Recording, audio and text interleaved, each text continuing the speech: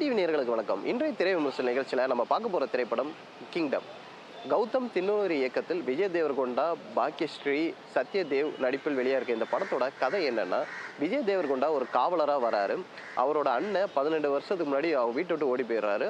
அவங்க அப்பாவை கொலை பண்ணிட்டு ஓடி போயிட்டதாக கூறப்படுது. ஸோ இப்போ அவங்க அண்ணனை தேடிக்கிட்டே இருக்காரு. தேடுற முயற்சியில் ஒரு சின்ன க்ளூ கிடைக்குது. அதாவது அவரோட சின்ன வயசு ஃபோட்டோவை இப்போ எப்படி இருப்பாரு ஸ்கெட்ச் பண்ணி பார்க்கும்போது, அங்கே காவல் நிலையத்தில் அவர் ஒரு பழங்குடியின மக்களுக்கு போராடுற ஒரு தலைவராக இருக்கிறதா அவருக்கு தகவல் வருது. இப்போ இலங்கைக்கு போகிறாரு விஜய் தேவர்கொண்டா.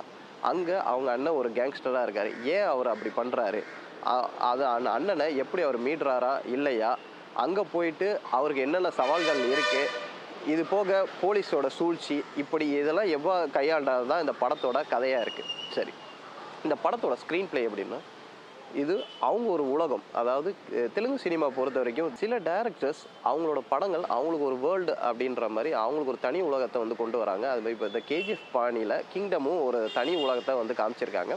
இந்த படத்தை 2 பாகமாகவும் வெளியாகும்னு சொல்லியிருக்காங்க. இப்போ மொதல் பாகத்தை வெளியாகிருக்கு.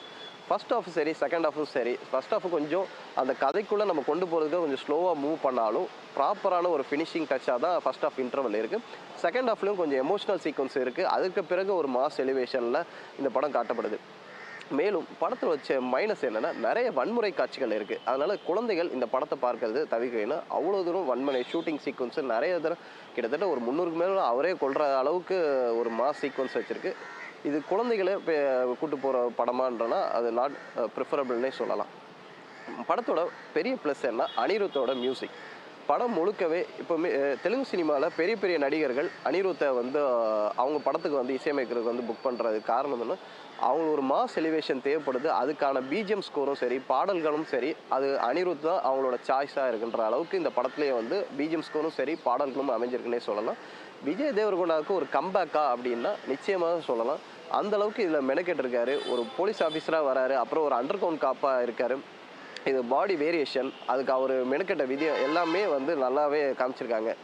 இன்னொரு படத்தோட சில கிரிட்டிக்ஸ் என்னென்னா, நமக்கு சில வருடங்களுக்கு முன்பு வெளியான 1000ல் ஒருவன் படத்தை வேற ஒரு டெம்ப்ளேட்டில் பார்த்த மாதிரி இருக்குன்னு சில அந்த அளவுக்கு ஒரு பேட்டர்ன் வந்து இருக்குது. இன்னொன்று வந்து கங்குவா அதாவது ஒரு பழங்குடியின மக்கள் வந்து நிறைய வந்து பழக்கப்பட்ட கதைகள் வெளியாக இருக்குது. அதாவது பழங்குடி மக்களுக்கு காப்பாற்றுறதுக்கு ஒரு தலைவன் வருவான்.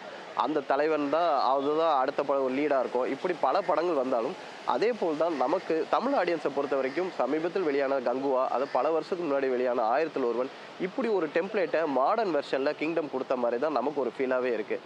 மொத்தத்தில் ஓவராலாக